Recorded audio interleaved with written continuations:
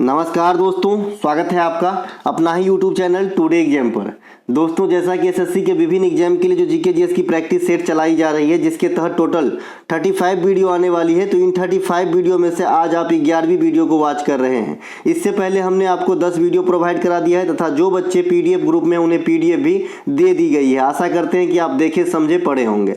दोस्तों, जो भी कंटेंट आपको प्रोवाइड कराता हूँ, अगर आप पूरी कंटेंट मेरा वॉच करते हैं तो 100% आपको मेरा फायदा होगा, यानी आप मेरा 100% फायदा ले सकते हैं, है ना। तो चलिए शुरू करते हैं आज का ये वीडियो। एक प्रश्नों के साथ कई सारे फैक्ट होते हैं जो बच्चे नए हैं उनके लिए, तो फैक्ट जरूर क्लियर करते जाइएगा। पीडीएफ के बारे में जानकारी हम इस वीडियो के बीच में देंगे। साथ ही साथ मैं आपको बता दूं कि अगर आप किसी भी एग्जाम की तैयारी करते हैं तो वहां पे अच्छा खासा फायदा करा के मैं अपने कंटेंट के थ्रू आपको दूंगा, जैसे कि पास्ट में करा कर देते आया हूं। और ये भी मैंने बताया था कि कहीं से आप पेड कोर्स लेते हो उस पर ज्यादा भारी पड़ेगा हमारा ये छोटू से चैनल का छोटा सा क्लास। चलिए शुरू करते हैं पहले प्रश्नों के साथ। पहला प्रश्न है, बास्केटबॉल खेल में ड्रिबलिंग शब्द का क्या अर्थ होता है। देखिए, ड्रिबलिंग शब्द जो है ये सिर्फ बास्केटबॉल में ही इस्तेमाल नहीं होता है, ये आपका हॉकी खेल में भी इस्तेमाल होता है ड्रिबलिंग। तो जहां बास्केटबॉल में इसका एक्चुअल मीनिंग है, क्या मीनिंग है, एक हाथ से बॉल को फर्श से टकराना।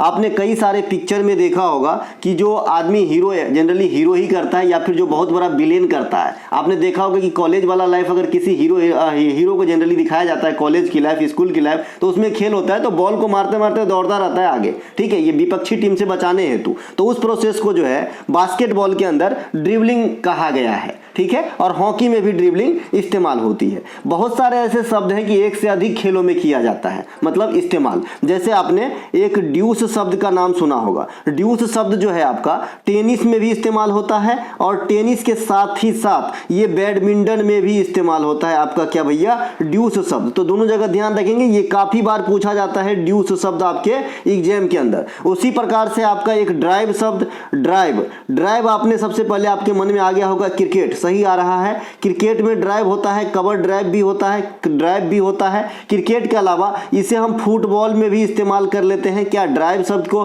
और हम इसे फुटबॉल के साथ साथ बैडमिंटन में भी इस्तेमाल कर लेते हैं, ठीक है। तो ये ड्राइव शब्द तीनों खेल में इस्तेमाल होता है। तो इस प्रकार से कई सारे ऐसे शब्द हैं धड़ल्ले से। चलिए आगे बढ़ते हैं एक्स्ट्रा फैक्ट की तरफ। एक्स्ट्रा फैक्ट है हमारा, बास्केटबॉल को शासित करने वाली संस्था कौन है। जैसे आपने फुटबॉल को शासित करने वाली संस्था, आपका नाम है भैया फीफा, तो उसी प्रकार से बास्केटबॉल को जो है शासित करने वाली संस्था का नाम है फीबा, अंतर्राष्ट्रीय फुटबॉल फेडरेशन। इसकी स्थापना 1932 में होती है और इसकी जो हेडक्वार्टर है ये स्विट्जरलैंड में है। उसी प्रकार से फीफा की स्थापना दोस्तों 1904 में हुआ था और इनकी भी हेडक्वार्टर जो है स्विट्जरलैंड में ही है, ज्यूरिख में। तो ये भी ध्यान रखेंगे, ये दोनों बात आपको फीबा और फीफा समझ गए। इसके अलावा बास्केटबॉल में जो है दो पक्ष होते हैं, दोनों पक्ष में 5-5 खिलाड़ी होते हैं। यानी आपसे बास्केटबॉल में कितने खिलाड़ी होते हैं तो 10 मत बता देना, 5 बताना। बास्केटबॉल में कोर्ट की लंबाई की बात करें तो 28 मीटर होती है और चौड़ाई की बात करें तो 15 मीटर होती है।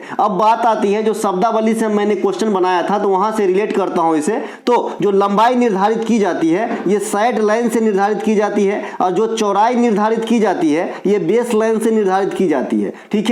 तो इसको रिलेट कर लीजिएगा, लंबाई निर्धारित होती है साइड लाइन से, चौड़ाई निर्धारित होती है बेस लाइन से। 28 और 15 लंबाई चौड़ाई होता है। बास्केटबॉल में 5 गो खिलाड़ी होता है। फीबा की स्थापना 1932 में हुई थी। ड्रिबलिंग शब्द का इस क्या अर्थ होता है बता ही दिया। तो इतना चीज हमने अभी तक सीखा। इसके अलावा बास्केटबॉल में जो बास्केट या हुप होता है, इसे हुप भी बोलते हैं। इस प्रकार से ना, तो डोल जका उसमें वो नीचे जाली लगा रहता है, ठीक है। तो बास्केटबॉल में बास्केट या हुप जो है ये कोर्ट से 3.05 मीटर की ऊंचाई पर लगाई जाती है। अगर इसे फीट में कन्वर्ट करेंगे तो ये 10 फीट होगा, फुट। इसके अलावा है ना, बास्केट की जो रिंग होती है ना, रिंग ऊपर का ऐसे को छल्ला रहता है, इसके नीचे ऐसा जाली लगा रहता है, ठीक है। तो ये जो रिंग होता है ना, ये छल्ला है ना, इसके नीचे ऐसा जाली लगा था भाई। तो ये जो रिंग होता है इसकी जो डायामीटर है ये 46 सेंटीमीटर होता है, यानी रेडियस इसका कितना हो जाएगा, 23 सेंटीमीटर होगा, ठीक है। इसके अलावा बास्केटबॉल में पॉइंट सिस्टम की बात करेंगे तो एक बार में 1 पॉइंट, 2 पॉइंट और 3 पॉइंट तक भी मिल जाता है।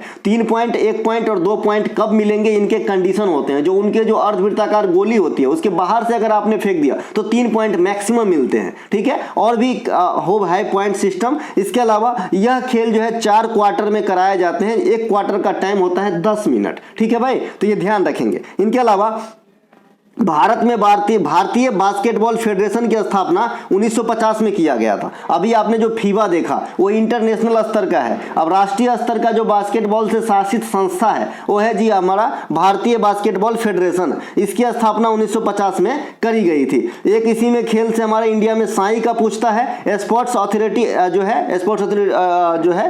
स्पोर्ट्स अथॉरिटी ऑफ इंडिया, भारतीय खेल प्राधिकरण, इस प्रकार से, तो इसकी स्थापना 1984 में हुआ था। एक हमारा भारतीय ओलंपिक समिति पूछता है, इसकी स्थापना 1927 में हुआ था। और एक बीसीसीआई पूछता है 1928 में हुआ था। तो इन तीनों को जरूर ध्यान रखेंगे, है ना। इनके अलावा मानचित्र पर समभारी रेखा क्या दर्शाती है? समभारी रेखा क्या दर्शाती है? तो मानचित्र पे दो समभारी रेखाओं को मिलाने वाली जो रेखा है इसका नाम दिया गया है जी आइसोबार रेखा, या समान वायु दाब को मिलाने वाली रेखा। यहाँ पे अर्थ लिखा है, इसे समदाब रेखा भी कह सकते हो हिंदी के अंदर, या फिर अगर अंग्रेजी के अंदर जनरली आपके एग्जाम में पूछे जाते हैं, क्योंकि हिंदी के अंदर जनरली नाम मैच करता रहता है, तो अंग्रेजी वाला वर्ड ही लिखेगा और अंग्रेजी में भी सेम रहेगा, ताकि बच्चे जिनको अंग्रेजी में पता नहीं हो वो क्वेश्चन को छोड़ के आगे बढ़े या गलती करे। ठीक है, तो समदाब रेखा को हम आइसोबार कहते हैं। क्या कहते हैं भाई? आइसोबार कहते हैं। यहाँ पे लिखा है देखिए, समान दाब वाली जोड़ने वाली रेखा को आइसोबार कहा जाता है। अब इसे याद रखने का क्या ट्रिक हो सकता है? आप जानते हैं कि वायुमंडलीय दाब को हम बार में मापते हैं और बैरोमीटर से मापते हैं।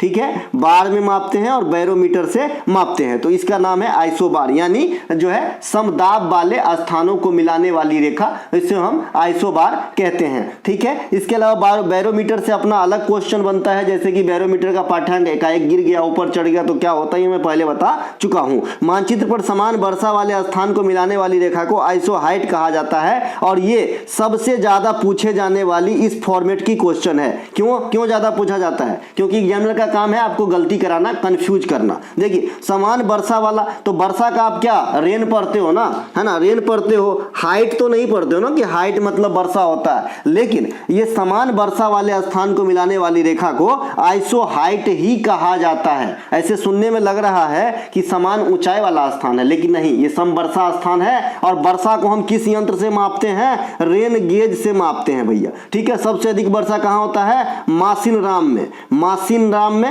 है ना। तो ये बात ध्यान रखेंगे। इसके अलावा चलते हैं आगे, दाब वाला बता ही दिया। जब समान सूर्य के प्रकाश वाली स्थानों को मिलाने वाली रेखा को आइसोहेल कहते हैं, आइसोहेल। और समान तापमान वाले स्थानों को मिलाने वाली रेखा को आइसोथर्म कहते हैं। ये तो बहुत कॉमन है, थर्म मतलब टेम्परेचर से है, जैसे थर्मामीटर। ठीक है, तो आपने इसे पकड़ लेना है, तो ये तो बहुत ईजी है याद करना। समान लवणता वाली रेखा को आइसोहेलाइन रेखा कहते हैं। और समुद्री जल की औसत लवणता कितनी होती है? 35 ग्राम, है ना, पर 1000 ग्राम। ठीक है भाई, तो ये बात भी ध्यान रखेंगे, है ना। इनके अलावा एक बच्चे ने एक दिन क्वेश्चन करा था कि सर 100 ग्राम में 35 ग्राम होता है क्या? नहीं भैया, 1000 ग्राम में। इसके अलावा समान ऊंचाई वाले स्थानों को जोड़ने वाली रेखाओं को कंटूर या आइसोहेप्स कहा जाता है। ठीक है, कंटूर या आइसोहेप्स कहा जाता है समान ऊंचाई वाले को, और समान वर्षा वाले को आपने देखा आइसोहाइट। तो ये कंफ्यूजन पेयर है। हाइट वाला जो है इनके अलग मामला है, आइसोहेप्स होता है, या फिर इसे कंटूर लाइन कहते हैं, और जो वर्षा वाला है उसे आइसोहाइट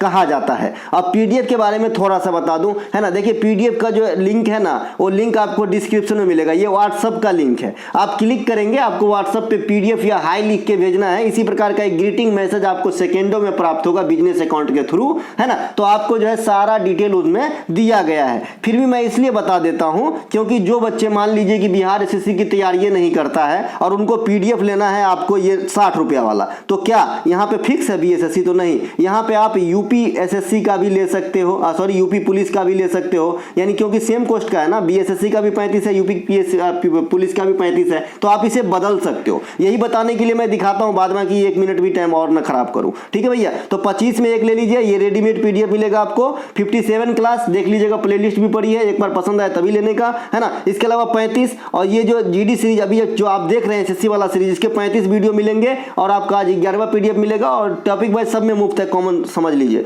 35 में बीएसएससी के 40 क्लास मिलेंगे, टॉपिक वाइज मुफ्त। 35 में यूपी पुलिस के जो है 25 क्लास मिलेंगे, टॉपिक वाइज मुफ्त मिलेंगे। 60 लेंगे एसएससी जीडी, अभी आप जो देख रहे हैं इसके 35 क्लास मिलेंगे। बिहार एसएससी के 40 क्लास, या फिर इसके जगह पे आप यूपी पुलिस के 25 क्लास से रिप्लेस कर सकते हो, या टॉपिक वाइज फिर मुफ्त मिलेंगे। इनके अलावा नीचे है 70 देते हैं, तो इसी ऊपर वाले में 57 क्लास का 800 पेज का एक पीडीएफ और इंक्लूड हो जाएगा। इसके अलावा 90 देते हैं, तो जो है आपका 21 क्लास हमने कराया था आईबीडीपी सब के लिए, वो भी आपको मिल जाएगा, और 100 देते हैं तो सब सारे के सारे मिल जाएंगे। मैं कहता हूँ ये 100 रुपये का आप PDF पढ़ लो, अगर आपको फायदा नहीं हो ना 150 रुपया मेरे से लेके जाने का, है ना। और किसी का अगर आपने 500 499 का क्लास लिए हो ना, है ना, उसमें और इसमें तुलना करने का कि कौन से ज्यादा फायदा करा, या फिर अगर आप 150 200 की कोई बुक लोगे मार्केट से तो उससे कितना क्वेश्चन मिला और हमसे कितना मिला, है ना। अगर थोड़ा भी भारी अगर हल्का पड़ जाए ना तो पैसा आपका दोगुना मेरे पास सुरक्षित है। ठीक है भैया, चलते हैं आगे। नीचे ये नंबर भी है, आप इस पे मैसेज कर सकते हो या फिर डिस्क्रिप्शन में लिंक है, व्हाट्सएप मैसेज कर सकते हैं। अंतर्राष्ट्रीय मुद्रा कोष के अंतिम सदस्य देश कौन है? देखिए अंतर्राष्ट्रीय मुद्रा कोष IMF और आपका विश्व बैंक, इसकी थोड़ी सी लंबी कहानी है, जैसा कि मैंने आपको पहले ही समझा चुका है। बहुत बच्चे कंफ्यूज होकर गलती कर जाते हैं एग्जाम के अंदर। ये क्या करते हैं गलती, इसकी जब स्थापना वर्ष पूछता है तो स्थापना में बहुत सारे क्लू है। क्या क्लू है भाई? देखिए इसकी स्थापना साधारण मतलब सामान्यतः जो है 1944 में ही हो गया था, लेकिन ये जो फुल फ्लेज में काम करना स्टार्ट किया 1945 से किया। तो इसमें मान लीजिए 4 ऑप्शन दिया है आपको, विश्व बैंक या IMF की स्थापना पूछ रहा है 1944, 1945, 1946, 1947 मैंने लिख देता है यहाँ पे। ठीक है, तो इसमें तो 1944 मारना है। लेकिन अगर आपसे क्वेश्चन घुमा के पूछा आधुनिक स्वरूप में विश्व बैंक की स्थापना कब हुई या फिर विश्व बैंक ने अपना फुल फ्लेज में काम करना कब स्टार्ट किया, तो 1945 आंसर करेंगे। ठीक है, तो हर प्रकार की बात है। इसके अलावा जो अंतर्राष्ट्रीय मुद्रा कोष, यहाँ पे IMF की क्वेश्चन है, IMF में बोलता है कि अंतिम सदस्य देश कौन है, तो भाई अंडोरा बना था, अंडोरा, इसका नाम है अंडोरा। ये जो है अंतिम सदस्य देश है IMF की, अंतर्राष्ट्रीय मुद्रा कोष की। अंतर्राष्ट्रीय मुद्रा कोष और विश्व बैंक की स्थापना 1944-45 इसीलिए लिखा है जैसे कि मैंने अभी आपको समझाया है। 1944-45 में ब्रेटन वुड्स सम्मेलन के आधार पर किया गया था। दोनों का हेडक्वार्टर आपका वाशिंगटन DC में स्थित है। वाशिंगटन DC कहाँ पे है, ये आपसे छुपा हुआ तो है नहीं, है ना। विश्व बैंक के अध्यक्ष वर्तमान में अजय सिंह बंगा है, ये भारतीय मूल के अमेरिकी नागरिक हैं, ये डेविड मालपास का स्थान लिए थे। इसके अलावा अंतर्राष्ट्रीय मुद्रा कोष के अध्यक्ष वर्तमान में क्रिस्टीना जॉर्जिवा है। कौन है भैया? क्रिस्टीना जॉर्जिवा है ना। विश्व बैंक के वर्तमान में कितने सदस्य देश हैं? 189 सदस्य देश हैं। अंतिम सदस्य देश की बात करेंगे तो नौरू से मुझे एक क्वेश्चन और एक आंसर लिख के भेजना और इसमें रिलेट करना UNO को। देखता हूं कि आप लोगों की तैयारी कितनी तक बढ़ चुके हैं बड़े बड़े गुरुजी के साथ में। ठीक है भैया, नौरू से एक क्वेश्चन मुझे UNO के रिलेशन में क्वेश्चन और आंसर लिख के भेजना कि UNO के साथ इसका कौन सा क्वेश्चन बनता है नौरू का। ठीक है, ये नौरू ठीक से देख लीजिए, है ना भैया। इसके अलावा अंतर्राष्ट्रीय मुद्रा कोष में कुल 190 देश है और अंतिम देश अभी आपने देख ही लिया था, ऊपर में कौन सा था भैया? अंडोरा। विश्व बैंक अपने सदस्य देशों को किस प्रकार का जो है कर्ज देता है या लोन देता है, तो दीर्घकालीन लोन देता है, अधिक समय के लिए लोन देता है। जबकि अंतर्राष्ट्रीय मुद्रा कोष अल्पकालीन ऋण देता है, कम समय के लिए ऋण देता है। ठीक है भाई, तो विश्व बैंक में कैसा लोन मिलेगा? अधिक समय के लिए, है ना, और अंतर्राष्ट्रीय मुद्रा कोष में कम समय के लिए। केकरा देगा ऋण? तो जे कर सदस्य देश है, मतलब जो इसमें ऐड है। इनके अलावा संयुक्त राष्ट्र संघ के वर्तमान समय तक 193 सदस्य देश हैं संयुक्त राष्ट्र संघ में, और अंतिम सदस्य देश कौन है? दक्षिणी सूडान। ये तो बहुत पुराना क्वेश्चन हो गया, फिर भी आपको जेहन में रखना है। आपको पता है कि मैं एक जैसे क्वेश्चन को एक जगह बताऊंगा। इसके अलावा वर्तमान अध्यक्ष कौन है? एंटोनियो गुतेरस है, तो इन्हें भी ध्यान रखेंगे। इनके अलावा यूरो को अपनाने वाला, यूरो जो मुद्रा है ना, यूरो जो मुद्रा है ना, तो इनको अपनाने वाला अंतिम देश कौन है? क्रोएशिया। क्रोएशिया जो है ये 20वां सदस्य देश है जिन्होंने यूरो को जो है अपने मुद्रा के रूप में अधिकृत किया है। इनके अलावा सार्क का अंतिम सदस्य देश कौन है? तो भैया अफगानिस्तान है। आप जानते हैं कि सार्क में पहले 7 गो सदस्य था और अफगानिस्तान आने के बाद 8 गो सदस्य हो गया। सार्क की स्थापना कब हुई थी? 1985 में हुई थी और इसकी मुख्यालय कहाँ पे है? पशुपतिनाथ की मंदिर कहाँ है? काठमांडू नेपाल में है। ठीक है, इनके अलावा आसियान आप जानते हैं कौन है? Association of south east Asian nation. Bharat के दक्षिण पूर्व के दिशा में देखिएगा तो आसियान का सदस्य देश नजर आएगा, है ना। तो इसमें जो है अंतिम सदस्य देश तिमोर लेस्टे बना है। अब आसियान में क्या वो देश हो गया है? तो पहले 10 गो था, अब हो गया है 11 गो। अगला प्रश्न हमारा, निम्नलिखित में से कौन सा एक भारत का विस्तृत परमाणु ऊर्जा केंद्र के अंतर्गत नहीं आता है? देखिए भारत में विस्तृत परमाणु ऊर्जा केंद्र कौन सा नहीं है, ये आपसे पूछा जा रहा है। ठीक है भाई, एक सेकेंड, हाँ तो क्या है भैया, हाँ कौन सा जो है विस्तृत परमाणु ऊर्जा केंद्र नहीं है, मतलब बड़े पैमाने वाला, तो नरौरा तो है, रावत भाटा है, कुडनकुलम है, तालचेर नहीं है जी, है ना। तो यहाँ पे तालचेर राइट आंसर हो जाएगा, ऑप्शन नंबर सी यहाँ पे राइट आंसर हो जाएगा। तालचेर में क्या है, भारी जल संयंत्र है, और तालचेर कहाँ पे है, उड़ीसा के अंदर स्थित है। भारत का पहला स्वदेशी परमाणु ऊर्जा संयंत्र कौन होगा, तो कलपक्कम, ठीक है। पहला कहेगा तो मामला अलग है, आप सभी जानते हैं, लेकिन अगर पहला स्वदेशी कहेगा तो कलपक्कम हो जाएगा, ठीक है। तालचेर में है। इसके अलावा भारत में पहला स्वदेशी बता ही दिया था। भारत का पहला परमाणु घर तारापुर था, जो कहाँ पे है भाई, आपका महाराष्ट्र में है, और ये चतुर्थ पंचवर्षीय योजना में लगाया गया था। परसों के दिन हमने यूपी वाले क्लास में बात कर ली थी। 1969 में इसकी स्थापना की गई थी। 1969 में हमने कितना चीज बताया है, अगर 3-4 भी आपको याद हो तो मुझे कॉमेंट कीजिएगा 1969 में क्या क्या आप याद रखे हैं इसी ईस्वी से। इसके अलावा जो है ये आपके सामने रखा हुआ है कि कौन कौन भारत में विस्तारिता वाला जो है आपका परमाणु ऊर्जा केंद्र है। तो राजस्थान में आप कौन सा नाम जानते हैं भैया, रावत भाटा यहाँ पे लिखा है। इसके अलावा उत्तर प्रदेश में नरौरा, गुजरात में काकरापारा, महाराष्ट्र में तारापुर, कर्नाटक में कैगा, तमिलनाडु में कुडनकुलम और कलपक्कम, ये दोनों तमिलनाडु में है, ठीक है भाई। तो ये जो है आपका विस्तृत वाला जो है आपका क्या है भैया, परमाणु ऊर्जा संयंत्रों में इन सब का नाम आ जाता है। उड़ीसा में कोई दिख रहा है तो नहीं दिख रहा है, तो इसी में ऑप्शन क्या था, तलचेर। और तलचेर में क्या है, भारी जल संयंत्र है, तो इसे भी ध्यान आपको रखना है। इसके अलावा परमाणु ऊर्जा संयंत्र किस सिद्धांत पे कार्य करता है, तो विखंडन के सिद्धांत पे कार्य करता है। विखंडन और संलयन क्या होता है पहले बता चुका हूं। विखंडन मतलब टूटना, संलयन मतलब जुड़ना, है ना। तो विखंडन के सिद्धांत पे कार्य करती है। इसमें रिएक्टर में जो है कैडमियम और बोरॉन का छड़ जो है नियंत्रक छड़ के रूप में इस्तेमाल होती है, तथा भारी जल और ग्रेफाइट का इस्तेमाल मॉडरेटर मंदक के रूप में इस्तेमाल किया जाता है। ईंधन के रूप में हम यूरेनियम, थोरियम इत्यादि का प्रयोग कर सकते हैं, ठीक है। अगला प्रश्न है, सूर्य, पृथ्वी तथा चंद्रमा एक ही सीधी रेखा में जब हो जाती है तो ऐसे स्थिति को क्या कहा जाता है, तो इसे सिनिगी कहा जाता है। जब सूर्य, पृथ्वी और चंद्रमा एक लाइन में आ जाती है तो इसे इस पार्टिकुलर स्थिति को जो है सिनिगी नाम दिया गया है, ठीक है। इसके बाद क्या होता है आप सभी जानते हैं, जब तीनों एक लाइन में आ जाता है ना। जब पृथ्वी के सूर्य की दूरी अधिकतम होती है तो इस घटना को, है ना, अपसौर कहा जाता है, जो 4 जुलाई को होता है। ऐसे प्रश्न है कि भाई जब पृथ्वी से सूर्य की मैक्सिमम दूरी होती है जो 4 जुलाई को होती है, इस घटना को अपसौर कहते हैं। और एक बार पृथ्वी और सूर्य के बीच न्यूनतम दूरी आंका जाता है, ये 3 जनवरी को हर साल, इसे उपसौर कहा जाता है। तो अपसौर उपसौर समझ लीजिए, इसकी डेट फिक्स है। इसके अलावा सूर्य और चंद्रमा की एक सीधी रेखा में लगी आकर्षण शक्ति, जब दोनों मिलकर शक्ति लगाता है आकर्षण वाला, अट्रैक्शन वाला, तो इसके कारण दीर्घ ज्वार उत्पन्न होता है और समुद्र की लहर जो है बहुत ऊपर तक जाता है, ठीक है। यह पूर्णिमा और अमावस्या के दिन होता है। इसके अलावा जब सूर्य, पृथ्वी और चंद्रमा एक समकोणीय आकार बनाते हुए सूर्य और चंद्रमा एक दूसरे के अपोजिट आकर्षण बल लगाने लगते हैं तो क्या होता है, आकर्षण बल कमजोर हो जाता है। इससे क्या होता है कि निम्न ज्वार आता है। अब ज्वार और भाटा के बारे में आपको सब बता चुका हूं।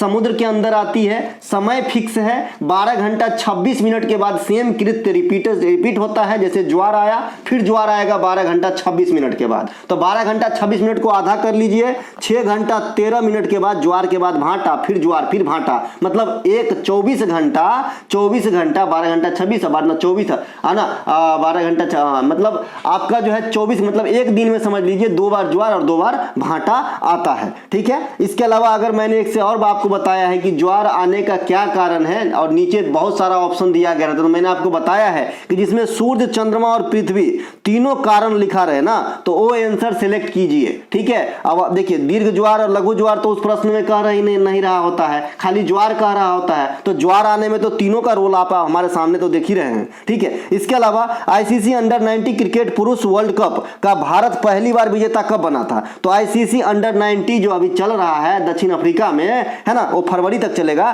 तो इसकी पहली बार विजेता 2000 में भारत बना था। इस क्वेश्चन को वीवीआई करके रखेंगे, मैं 2 बार बता रहा हूं, अगली बार इस क्वेश्चन की जिक्र नहीं होगी हमारी क्लास में, कम से कम 2 महीने तक, ठीक है भाई। तो इसे 2000 जब रिजल्ट आएगा भैया करंट वाले का तब आएगा, ठीक है। तो भारत पहली बार जो है 2000 में आईसीसी अंडर 19 वर्ल्ड कप पुरुष वाला का विजेता बना था, है ना। इसकी कप्तानी कर रहे थे मोहम्मद कैफ बाबा, जो आजकल कमेंट्री करते करते हैं। आईसीसी अंडर 90 वर्ल्ड कप पुरुष पहली बार 1988 में खेला गया। ये प्रथम विजेता ऑस्ट्रेलिया थे, उप विजेता पाकिस्तान थे और यह होस्ट कंट्री जो था ये भी ऑस्ट्रेलिया था, यानी जिसके घर में पहली बार हुआ वही जीता। आईसीसी अंडर 90 पुरुष वर्ल्ड कप साधारण अवस्था में 2 वर्षों के अंतराल पे की जाती है, लेकिन मैंने आपको बताया था कि पहला और दूसरा खेल में 10 साल का गैप है। पहला 1988 में होता है, दूसरा 1998 में होता है डायरेक्ट, ठीक है। उसके बाद जो है 2-2 साल पे हो रहा है। आईसीसी अंडर 90 वर्ल्ड कप 2024 वर्तमान दक्षिण अफ्रीका में हो रही है, जहां कुल 16 देशों के खिलाड़ी ने भाग लिया है। आईसीसी अंडर 90 पुरुष वर्ल्ड कप 2022 वेस्ट इंडीज में हुआ था, जहां विजेता भारत बना था, उप विजेता इंग्लैंड बना था और यश धूल भारत के कप्तान थे। इस फॉर्मेट में जब भी आपसे क्वेश्चन पूछेगा कप्तान का नाम जरूर पूछता है, क्योंकि आप जानते हैं कि जो आईसीसी अंडर 90 जितवा के कप्तान लाता है उनका फ्यूचर बहुत ज्यादा ब्राइट हो जाता है। हालांकि कई सारे ऐसे नमूने हैं कि इनकी जो है फ्यूचर आगे नहीं बढ़ पाया, कुछ लक भी कह सकते हैं और कुछ आप भी जानते हैं। इनके अलावा ICC under 90 world cup Bharat अब तक 5 बार विजेता रह चुके हैं, ठीक है भैया, अब तक 5 बार विजेता रह चुके हैं आईसीसी अंडर 19 वर्ल्ड कप के भारत, है ना। इनके अलावा ICC one day cricket world cup अब तक भारत 2 बार विजेता रह चुके हैं, 1983 11 में कपिल देव साहब और धोनी। इनके अलावा आईसीसी अंडर 90 वर्ल्ड कप जीतने वाले भारतीय कप्तान मोहम्मद कैफ 2000 में जितवाए, विराट कोहली 2008 में जितवाए, उन्मुक्त चंद 2012 में, पृथ्वी शॉ 2018 में और यश धूल 2022 में, और आशा करते हैं कि इस साल भी जीत जाएंगे। आदि पेरक्कू उत्सव किस राज्य में मनाया जाता है? आदि पेरक्कू उत्सव जो है ये तमिलनाडु राज्य में मनाया जाता है। तमिलनाडु के अन्य त्योहार में आएंगे तो पोंगल, मकर संक्रांति के समय 4 दिनों तक चारों दिनों का अलग अलग नाम बता दिया हूं किसी यूपी पुलिस के क्लास में, ठीक है। इसके अलावा इसी पोंगल के त्योहार पे आपका जल्लीकट्टू का खेल होता है, जो आपका सारों की लड़ाई जैसा खेल है। एक बार छोड़ दीजिए बैल को, फिर उसे पकड़िए। इनके अलावा पोतांदु ये तमिल नव वर्ष है। इनके अलावा थाईपुसम सुई चुभाने वाला, है ना। इसके अलावा थिरुबियोरु नाट्यांजलि नृत्य महोत्सव, अभी आपके एग्जाम में एमटीएस 2023 में पूछा गया था ये नाट्यांजलि नृत्य महोत्सव। कुंभकोणम ये भी 12 साल के उपरांत जो है तमिलनाडु में लगता है। जैसे आप जानते हैं ना कि कुंभ मेला 12 साल पे लगता है, तो उसी प्रकार से तमिलनाडु के एक छोटे से रीजन में कुंभकोणम नाम का जो है मेला त्योहार कहिए लगता है, जो 12 साल पे लगता है। इनके अलावा प्रमुख शास्त्रीय नृत्य भरतनाट्यम ये भी तमिलनाडु के हैं, है ना। भरतनाट्यम में शारीरिक क्रियाओं को 3 भागों में बांटा गया है, सभंग, अभंग और त्रिभंग। ये तीनों बात जरूर ध्यान रखिएगा। बाद बाकी इसमें जाति, स्वरम, तिल्लाना, शब्दम ये सब पार्ट हैं आगे की, लेकिन पहले शरीर की जो एक्टिविटी है उसे 3 पार्ट में डिवाइड किया गया है, ये मैं यहाँ पे बताया हूँ। भरतनाट्यम की जो है नाट्य शास्त्र जो आपके भरत मुनि के द्वारा लिखा गया था तथा नंदी के स्वरचित अभिनय दर्पण से प्रेरित है। अभिनय दर्पण से सिर्फ ऊपर झापर जो है आपका मिलेगा नॉलेज, लेकिन अगर आप भरतनाट्यम के नाट्य शास्त्र पढ़ते हैं तो इसमें कौन सा वादन यूज होता है, क्या क्या वाद्य है ना, तो ये सब के बारे में आपको जानकारी मिलेगा। ऐसा नहीं कि नाट्य शास्त्र से खाली भरतनाट्यम में जो है प्रेरित है, और भी जो भी शास्त्रीय नृत्य है आपको जो है यहाँ पे इनके बारे में जानकारी मिलेगी। सभी शास्त्रीय भाषा में सबसे पहले तमिल को ही 2004 में क्लासिकल लैंग्वेज का दर्जा दिया गया था। क्लासिकल लैंग्वेज 6 है, तमिल, तेलुगु, मलयालम, संस्कृत, ओडिसी और कन्नड़, ठीक है। साउथ के चारों संस्कृत और ओडिसी। इसके अलावा वर्तमान में 75 रामसर साइट है, जिसमें सबसे अधिक तमिलनाडु से ही रामसर साइट है इंडिया में। तमिलनाडु की सबसे ऊंची चोटी नीलगिरी है, जहां पर ईस्टर्न और वेस्टर्न घाट की जो है मिलन होता है, पश्चिमी घाट और पूर्वी घाट का। अगला है जनगणना 2011 के अनुसार देश के कुल कितने ऐसे राज्य हैं जहां पे जनगणना 10 करोड़ के स्लैब को छू लिया है या उससे अधिक है। आप ये क्वेश्चन को कई बार एग्जाम में देखे होंगे, तो आपको याद रखना है कि जनगणना 2011 में मात्र 3 ही ऐसा स्टेट था जहां पे 10 करोड़ जनसंख्या था। देखिए यूपी का लगभग 20 करोड़, महाराष्ट्र का लगभग 11 करोड़ है, 11.25 करोड़, बिहार का 10 करोड़ से कुछ ज्यादा और पश्चिम बंगाल का लगभग जो है 9 करोड़ 1 लाख से, मतलब 91 एक सेकेंड 1 दहाई सैकड़ा हजार 10,000 लाख 10 लाख करोड़ 9 करोड़ 12 लाख इस प्रकार से जो है था, ठीक है। मतलब 10 करोड़ तो नहीं था, तो 3 गो स्टेट होगा आंसर, तो यहाँ पे 3 स्टेट लिखा है।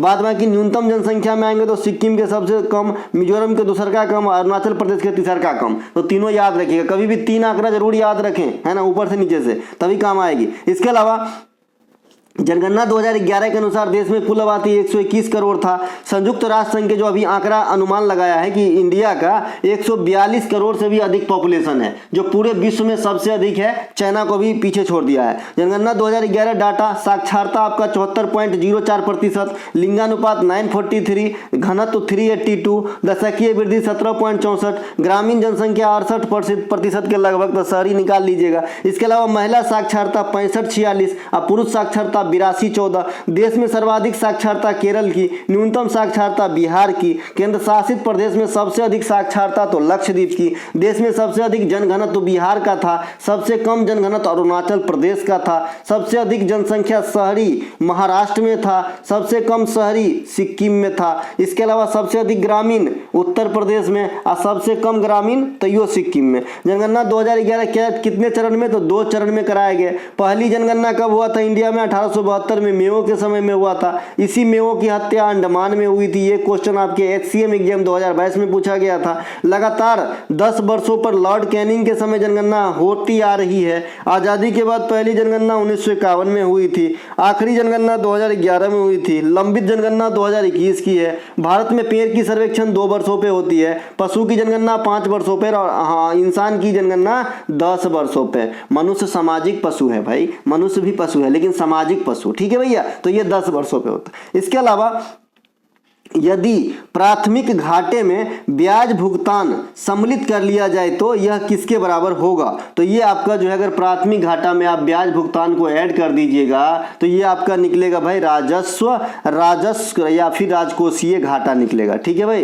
प्राथमिक, क्योंकि अगर आप सोचिए ना कि इकोनॉमिक्स के जो सूत्र आपसे पूछते हैं तो उसमें मैथ का इस्तेमाल करके एग्जामिनर आपसे क्वेश्चन घुमा भी सकता है। यहाँ पे हमने क्या बताया है कि प्राथमिक घाटा में, है ना, ब्याज भुगतान सम्मिलित कर लीजिएगा तो क्या होगा भैया, राजकोषीय घाटा। अब यहां से क्या आएगा, राजकोषीय घाटा में से ब्याज भुगतान घटा दीजिएगा तो प्राथमिक घाटा प्राप्त होगा। इधर जोड़ रहा था तो इधर आके घट जाएगा भैया। तो इस प्रकार से आप इसे जरूर अपने माइंड में 1-2 बार जरूर करें, कोई भी सूत्र जब सीखें इकोनॉमिक्स का, तो क्योंकि इसी चीज को आपको घुमा के पूछेगा, क्योंकि चीज सीमित है इकोनॉमिक्स के अंदर जो सूत्र है, ठीक है, जैसे मैथ में भी सीमित सूत्र होते हैं, ठीक है। राजकोषीय घाटा, कुल सरकारी प्राप्तियां कुल व्यय से कम हो तो राजकोषीय घाटा, फिस्कल डिफिसिट की स्थिति उत्पन्न होती है। घाटा का मतलब है ना, आमदनी कम और खर्चा ज्यादा। ग्रीन जीएनपी सीख लीजिए कि ये क्या होती है कि किसी निश्चित अवधि में प्रति व्यक्ति संपदा की वह अधिकतम वैल्यू जो उसे राष्ट्र के प्राकृतिक संपदा को स्थिर रखते हुए प्राप्त की जाती है, ठीक है। अब समझ में आया कि भाई वह अधिकतम मैक्सिमम आय किसी राष्ट्र की, है ना, कि जो आपका नेचुरल सोर्स है उसे स्थिर रखते हुए जो आपने प्राप्त किया है। ऐसा नहीं है कि जमीनें बेच दिए हैं या फिर जो आपका प्राकृतिक संपदा था उसका दोहन करके आप कमाए हैं, तो फिर इसमें इंक्लूड नहीं किया जाएगा ऐसे चीज को, है ना। और ये कौन आपका जो है मूल्यांकन करता है, तो ये विश्व बैंक के द्वारा करा जाता है, ठीक है भाई। जीएनपी, ग्रीन जीएनपी, तो इन्हें ध्यान रखेंगे। इनके अलावा एक जीडीपी तो सभी समझते हैं, लेकिन जीडीपी को जब मूल्यह्रास के टर्म में आप व्यक्त करना हो तो कैसे व्यक्त करोगे, तो जीडीपी बराबर एनडीपी प्लस मूल्यह्रास, यानी जीडीपी में से इधर ले जाओगे तो मूल्यह्रास घटेगा तो एनडीपी निकलेगा। तो आपसे हमेशा एग्जामिनर अब तक एनडीपी पूछते आया है कि एनडीपी निकालने के लिए जीडीपी में से क्या घटाते हैं, तो मूल्यह्रास डिप्रिसिएशन घटाते हैं। लेकिन आने वाले समय में इस प्रकार से भी अपने मन में जरूर बना के रखें कि जीडीपी बराबर एनडीपी प्लस मूल्यह्रास, ठीक है भाई। इसके अलावा कारक लागत पर शुद्ध राष्ट्रीय उत्पाद बराबर क्या होगा, तो कारक लागत पर शुद्ध राष्ट्रीय उत्पाद निकालना है तो आपका एनएनपी बाजार मूल्य पे उसमें से अप्रत्यक्ष करके घटा के सब्सिडी जोड़ते हैं, ठीक है। इसको यहां से ऐसे ही याद कर लेना है, ये पूरा लाइन ही याद कर लीजिएगा, आपको काम आएगा। इसके नीचे एफसी लिखा रहेगा और इसके नीचे जो है बाजार मूल्य पे लिखा रहेगा, मार्केट प्राइस एमपी लिखा रह सकता है, ठीक है। तो यहाँ पे छोटा छोटा भी लिखा रह सकता है, एनएनपी के नीचे एफसी भी लिखा रह सकता है ना, यानी कारक लागत पर। तो इस प्रकार से आप इसे याद कर लीजिएगा, ये इंपॉर्टेंट सूत्र है, आपके एग्जाम में आता रहता है। या फिर इसमें से कोई एक बात पूछ देगा कि कारक लागत पर एनएनपी निकालने के लिए किसको जोड़ा जाता है? तो सब्सिडी को जोड़ा जाता है। किसको घटाया जाता है? तो इनडायरेक्ट टैक्स को घटाया जाता है। तो बात डिपेंड करता है कि एग्जामिनर कहां तक आपको जो है परेशान करना चाहता है। इसके अलावा डिस्पोजल पर्सनल इनकम, इनकम में प्रत्यक्ष कर को घटा दिया जाता है तो डिस्पोजल पर्सनल इनकम निकलता है, यानी व्यय योग्य इनकम। वही बात है, आप जब नौकरी में आओगे बात समझ जाओगे कि आपका जो ग्रॉस इनकम होता है वो ज्यादा होता है और जो कटकुट के नेट इनकम आता है वो कम आता है। वो उसमें दो कारण होते हैं, एक तो आपके पेंशन में कट जाते हैं, जो भी पेंशन अभी एनपीएस चल रहा है तो उसमें कट जाता है। दूसरा आपका जो है जिस स्टेट में आप काम करोगे उस स्टेट का टैक्स चुकाना होता है। उसके बाद जब लास्ट में आपको इनकम आता है तो फाइनेंशियल ईयर से पहले आपके टैक्स जो भी बनते हैं उनको भी काट लिया जाता है। तो बाद में जो बचा उसी में तो आपका पूरा हक है, जो आप खर्च करिए, उड़ाइए या फिर कहीं फेंक दीजिए, है ना। लेकिन जब तक वो आपको टैक्स नहीं लिए हो, मतलब नहीं काटा है, तब तक आपका पूरा इनकम नहीं है भाई। इसके अलावा 37वां राष्ट्रीय खेल 2023 में महाराष्ट्र को कुल कितने स्वर्ण पदक मिला? तो 37वां राष्ट्रीय खेल 2023 में महाराष्ट्र को 80 गो स्वर्ण पदक मिला। बाप रे, 80 गो। 37वां राष्ट्रीय खेल 2023 में गोवा के 5 शहरों में कराए गए, जहां महाराष्ट्र को कुल 228 पदक प्राप्त हुआ, जिनमें 80 स्वर्ण है, 69 रजत और 79 जो है कांस्य पदक है। और ये पहला स्थान हासिल किया था।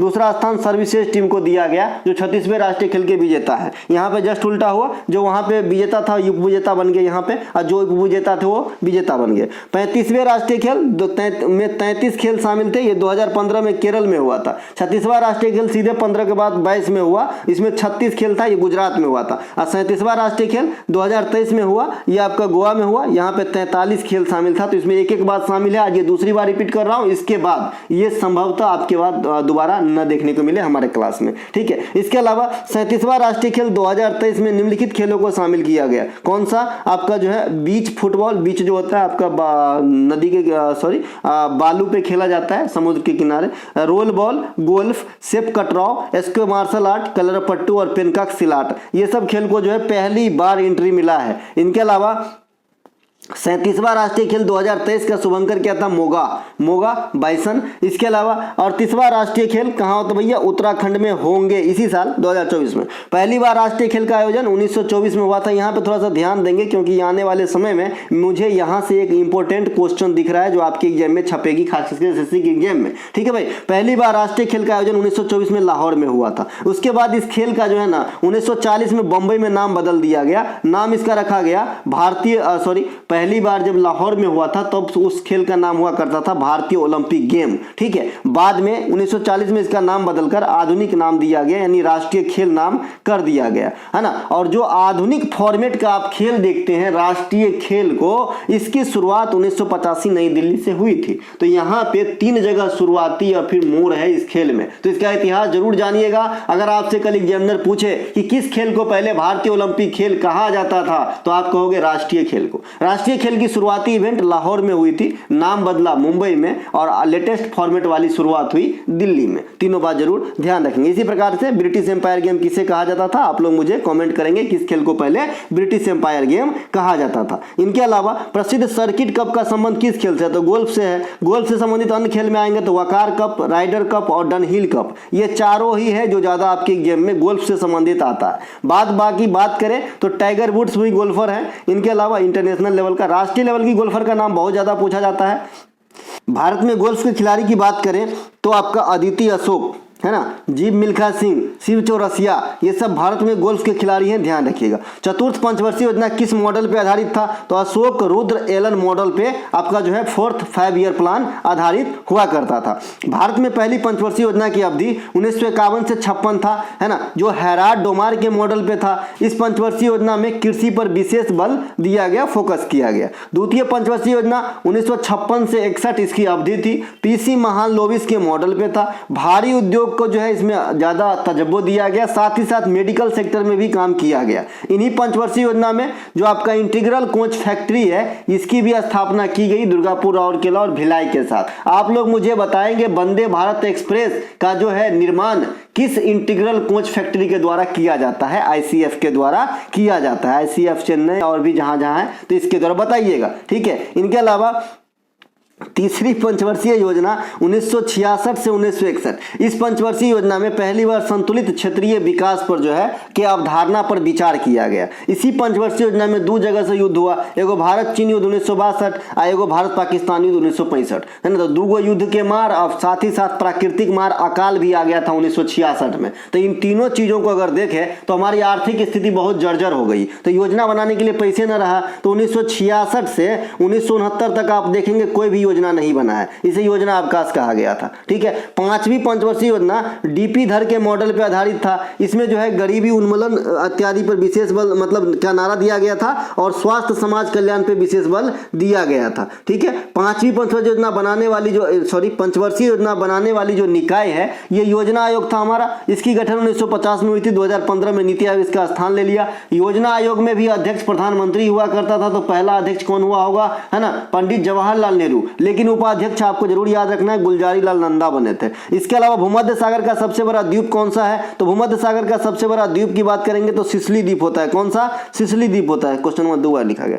दुनिया की सबसे लंबी नदी जो है विक्टोरिया नील नदी जो है ये विक्टोरिया लेक से निकलकर भूमध्य सागर में ही गिरती है। तो भूमध्य सागर को यहाँ रिलेट किया हमने नील नदी से। इसके अलावा भारत में शीत ऋतु के काल में जो आपका उत्तर पश्चिमी बारिश में रबी के फसल को फायदा कराने वाली बरसात होती है, ये पश्चिमी विक्षोभ के कारण होती है। तो इसका ओरिजिनेट भी भूमध्य सागर ही है, यहीं से उत्पन्न होता है। इसके अलावा विश्व प्रसिद्ध सुएज नहर लाल सागर और किसको जोड़ता है, तो भूमध्य सागर को जोड़ता है। दुनिया का सबसे बड़ा द्वीप कौन सा है, ग्रीनलैंड। ये कहाँ पे है, डेनमार्क में है। डेनमार्क की राजधानी कहाँ है, बताइएगा। इनके अलावा दुनिया की सबसे बड़ी द्वीपीय समूह वाला देश कौन सा है भैया, इंडोनेशिया। इंडोनेशिया की नई राजधानी कहाँ पे है, नूसंतारा। पहला राजधानी कहाँ था, जकार्ता। इंडिया भारत में अंडमान निकोबार द्वीप समूह बंगाल की खाड़ी में है, तथा जो लक्षद्वीप है यह आपके अरब सागर में है। अंडमान निकोबार कोलकाता उच्च न्यायालय के अधिकार क्षेत्र में आते हैं। अरब सागर में जो आपका लक्षद्वीप है ये केरला उच्च न्यायालय के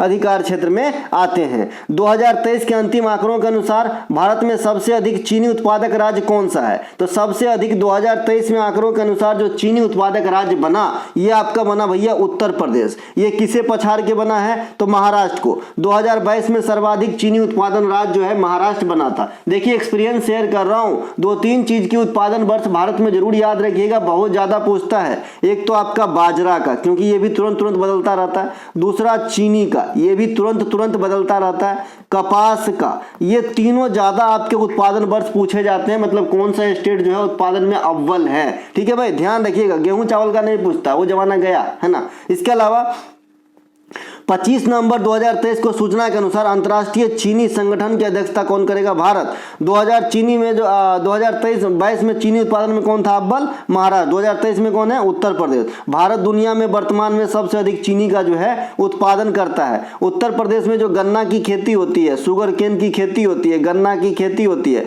इस गन्ना की खेतीहर के लिए पंचामृत योजना चलाया गया था, जो आपके MTS में आया भी था। उत्तर प्रदेश में एक अभी योजना लॉन्च हुआ है, हॉट कुक्ड मील योजना। ये आंगनबाड़ी पे लागू होता है। आंगनबाड़ी क्या होता है, छोटे छोटे बच्चे जब 6 साल से कम की बच्चे हैं तो उनके लिए जो है आपका आंगनबाड़ी में जाता है वो पढ़ने के लिए, उसको पोषण की सभी व्यवस्था होती है वहां पे। तो इसी में जो उत्तर प्रदेश में अपने तरफ से हॉट कुक्ड मील योजना शुरू किया है, तो ये बात भी आपको ध्यान रखना है। इसके अलावा हरिजन सेवक संघ के प्रथम अध्यक्ष कौन थे, तो घनश्याम दास बिरला साहब थे हरिजन सेवक संघ के प्रथम अध्यक्ष। देखिए हरिजन शब्द जहां भी आया रिलेशन किससे हुआ भैया, MK गांधी से, महात्मा गांधी से इसका रिलेशन होगा और है ना। घनश्याम दास बिरला इसके अध्यक्ष जरूर थे, है ना। देखिए जो हरिजन सेवक संघ है इसका नाम पहले अखिल भारतीय हरिजन सेवक संघ हुआ करता था। इसकी स्थापना 1932 में होती है दिल्ली के अंदर। इसी का नाम बदलकर 1 साल के बाद 1933 में हरिजन सेवक संघ कर दिया गया था, ठीक है। तो स्थापना पूछे तो 32, अगर 32 ऑप्शन में नहीं है तो 33, ठीक है।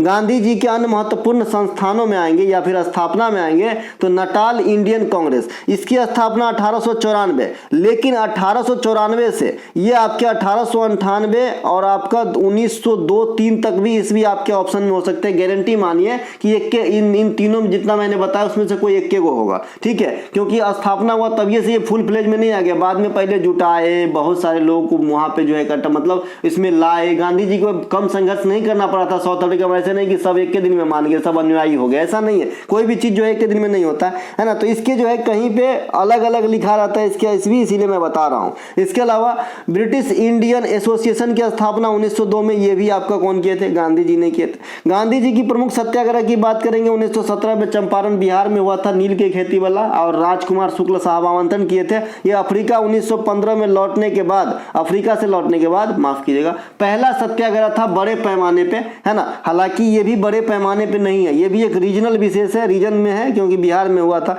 इसके जो सबसे बड़े सत्याग्रह रहा पहली बार ये 1920 में, जो पूरे देश पे लागू होता है असहयोग आंदोलन, ठीक है। इसके अलावा दांडी मार्च, ये भी देश स्तर पे था 1930 में। भारत छोड़ो आंदोलन 1942, ये भी देश स्तर पे था। बाद में कि वो छूट गया कौन सा? 1918 का दांडी, 1918 का जो है आपका 1918 का अहमदाबाद आंदोलन, 1918 का अहमदाबाद आंदोलन आपसे जो है छूट गया। दांडी नहीं, दांडी मार्च 1930 में हुआ था। 1918 का अहमदाबाद में जो मिल मजदूर वाला था वहां पे जो किए थे समर्थन 1918 में, ये छूट गया था। तो ये भी रीजन वाला है, छोटा जगह में किए थे, मतलब एक क्षेत्र विशेष के लिए था, ठीक है। तो ये बात भी ध्यान रखेंगे। इनके अलावा एक वो खेरा सत्याग्रह भी छूट गया 1918, ये भी क्षेत्रीय विशेष में ही गुजरात में है खेरा, वहीं पे किए थे। इनके अलावा कांग्रेस की बेलगांव अधिवेशन 1924 में भाग लिए थे एकमात्र बार। द्वितीय गोलमेज सम्मेलन 1931, 3 गो होता है, 1930, 1931 और 1932। 3 गोलमेज सम्मेलन में भाग लेने वाला इंडिया से भीमराव अंबेडकर, और तीनों गोलमेज सम्मेलन में अध्यक्षता करने वाले इंग्लैंड के तत्कालीन प्रधानमंत्री रैमजे मैकडोनाल्ड, ठीक है। इसके अलावा 1931 में गांधी अंबेडकर समझौता, 1932 में, ये तीनों चीज 31 में लिए थे सेकेंड गोलमेज सम्मेलन में भाग, 24 में बेलगांव अधिवेशन और 32 में अंबेडकर साहब के साथ समझौता। फिनिक्स फार्म और टॉलस्टॉय फार्म, ये दोनों से जुड़े हुए थे गांधी जी। गांधी जी के द्वारा लिखे गए किताब में आएंगे तो Hind Swaraj, Indian opinion, young India, my experiment with truth, ethical religion, Harijan इत्यादि जो है ये गांधी जी की प्रमुख पुस्तकों में से है। गांधी जी केसर हिंद की उपाधि लौटा दिए थे जब जालियांवाला बाग हत्याकांड 13 अप्रैल 1919 को हुआ था, तो गांधी जी केसर हिंद का और आपका नाइटहुड का उपाधि जो है रविन्द्रनाथ टैगोर वापस कर दिए थे। इसके अलावा सातवाहन वंश की स्थापना सिमुक ने किस वंश के बाद किया था? तो भाई कन्नौज वंश के बाद किया था। एक्चुअली कन्नौज का लिखावट इस प्रकार से है, ठीक है, लेकिन ये सपोर्ट नहीं कर रहा है इसलिए कन्नौज, आपने कन्नौज देख रहे हैं यहाँ पे, तो कन्नौज वंश के बाद जो है सातवाहन वंश की स्थापना हुई। सातवाहन वंश के संस्थापक सिमुक थे,